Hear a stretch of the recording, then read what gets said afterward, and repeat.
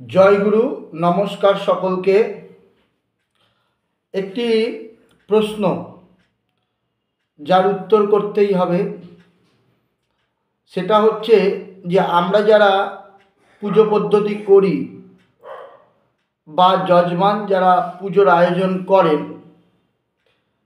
তারা বর্তমানে যে সমস্ত ফুল বা পুষ্প সংগ্রহ করেন, যেগুলো হচ্ছে শাস্ত্রে তাদের কোনো বর্ণনা নেই, কিন্তু পরিবেশ পরিস্থিতিতে সেই পুষ্প দিয়ে আমরা পুজো করতে বাধ্য হই। যেমন ধরুন রজনীগন্ধা, গাঁদা, তারপরে এখন বিভিন্ন রকম ফুল বেরিয়েছে, গোলাপ, অনেক জায়গায় গোলাপের পাপড়ি দিয়েই পুজো করতে হচ্ছে। তো এই যে শাস্ত্রে নেই এমন কোনো পুষ্প, তা দিয়ে কি, সেটা পুষ্প কিন্তু বিধি নেই, তা দিয়ে কি পুজো করা যায়? আবার দেখুন জবা ফুল, জবা ফুলের শিখা ছেদ করে পুজো করতে বলা হয়েছে। এখন প্রশ্ন, আমি 108টা জবা ফুলের মালা যখন মাকে পরাচ্ছি বাজার থেকে কিনে নিয়ে এসে, তা আমি এবার এই 108টা জবা ফুলের মালা থেকে এই বসে বসে শিখা ছেদ যদি করতে না পারি, তাহলে কি হবে? এই রকম পরিস্থিতি, তাহলে কি শাস্ত্রীয় বিধি লঙ্ঘন হবে? তো শাস্ত্র এই বিষয়ে কি বলছে দেখুন, আমি একদম প্রমাণ সাপেক্ষে বলছি, যদিও বই দেখে দেখে বলছি। সেটা হচ্ছে মৎস্য সূক্তে, এখানে বলা হচ্ছে ভক্তিযুক্ত মহেশানি সর্বং পুষ্পম নিবেদয়ে।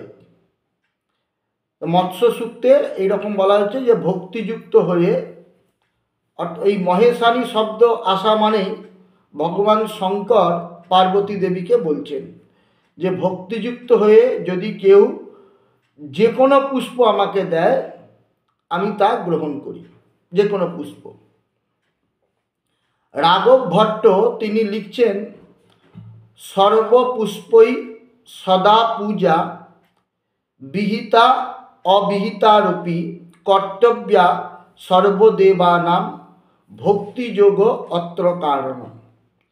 বলছে যে বিহিত হোক অথবা অবিহিত হোক, অর্থাৎ যে পুষ্পকে শাস্ত্র মান্যতা দিয়েছে সেই রকম পুষ্প হোক, বা যেই পুষ্পের মান্যতা নেই শাস্ত্রে, সেই পুষ্প দিয়েও যদি কেউ পূজা করে সমস্ত দেবতার, সেখানে ভক্তিটাই হচ্ছে মূল। ভক্তিযুক্ত হয়ে যদি কেউ অবিহিত অর্থাৎ বিধি নেই এই রকম পুষ্প দেয়, সেটাও গ্রহণ হবে, কিন্তু সেখানে ভক্তিটা মূল কারণ।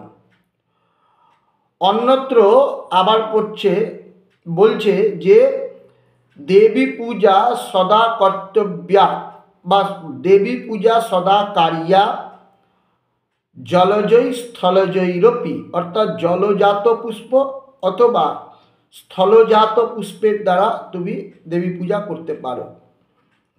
বিহিতই বা নিষিদ্ধই বা ভক্তিযুক্তেন চেতসা, অর্থাৎ বিহিত হোক আর নিষিদ্ধ হোক, ভক্তিযুক্ত হয়ে যদি তুমি করো, তাহলে সেটি দেবতা বা দেবী গ্রহণ করবেন। তন্ত্রসারে এই রকম বলা হয়েছে যে তুমি ভাই করতে পারো। আপনারা জানলে আশ্চর্য হবেন, শাস্ত্র এইরকমও বচন বলছে যে যদি ফুলের অভাব হয়, তাহলে তুমি তৃণ, পুষ্পের অভাব হলে তুমি তৃণ অথবা যে কোনো পাতা, লতা, জল অথবা অক্ষত দ্বারাও পূজা করতে পারো। সুতরাং পূজার ক্ষেত্রে ভক্তিটাকে বিশেষ গুরুত্ব দেওয়া হয়েছে, এবং নিষিদ্ধ পুষ্প পুজো করার জন্য বিহিত পুষ্প পাচ্ছি না, সেই কারণ দেখিয়ে পুজো বন্ধ রাখা যাবে না। মালিনী তন্ত্রে বলছে পূজয়েত পরমেশানি পুষ্পা ভাবে তুপত্রকাই। হ্যাঁ, মালিনী তন্ত্রে যে মহেশানী অর্থাৎ দেবী পূজা বা দেবতার পূজা যাই ধরুন, তুমি পত্রের দ্বারা করতে পারবে। পত্রাণাং অপ্যলাভেতু দ্রুম গুল্মাত অভাবাত ইতি ভি। তো কোনো লোক যদি বিহিত পুষ্প না পান, সেই ক্ষেত্রে তিনি যে পুষ্প পাচ্ছেন সেই পুষ্পকেই গ্রহণ করে বা সংগ্রহ করে যদি দেবী পূজা বা দেবতার পূজা করেন, তাহলে দোষাবহ হবে না, ভক্তিটা সেখানে গুরুত্ব। তবে এরপরে কথা আছে, আমি চেষ্টা করলাম না, হ্যাঁ, নারায়ণকে লাল জবা চড়িয়ে দিলাম, সেটা কিন্তু আবার বৈধ হলো না। আমি চেষ্টা করেছি, পাওয়া যায়নি, তখন করেছি, সেটা একরকম। কিন্তু নিজে ক্রাইসিস সৃষ্টি করে বা চেষ্টা না করে করলে সেটা কিন্তু অবিহিত হবে বা বিধিসম্মত হবে না। আর সবাইকে ফাঁকি দেওয়া যায়, ভগবানের দৃষ্টি সর্বত্র, সুতরাং তাকে এটা সেটা বুঝিয়ে দেওয়া যায় না। এইটা মাথায় রেখে পূজার সময় পুষ্প ব্যবহারের প্রতি গুরুত্ব দিতে হবে। জয় গুরু, নমস্কার সকলকে।